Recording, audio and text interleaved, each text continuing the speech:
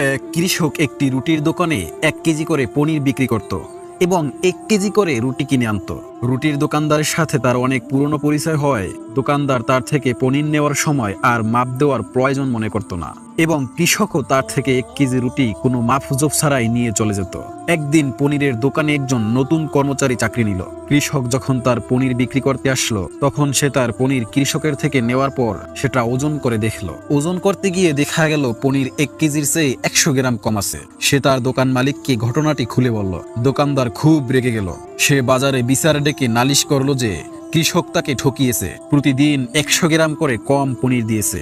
তখন বিচারক কৃষকের কাছে এই চুরির কারণ জানতে চাইল। তখন কৃষক বলল, আমি খুব গরিব মানুষ হুজুর, কিন্তু চোর নই। আমার বাসায় পরিমাপ করার কোনো পাল্লা নেই, তাই প্রতিদিন রুটির দোকান থেকে যে 1 কেজি রুটি নিয়ে যাই সেটি দিয়ে ওজন করে দোকানদারকে সমপরিমাণ পনির দিয়ে যাই।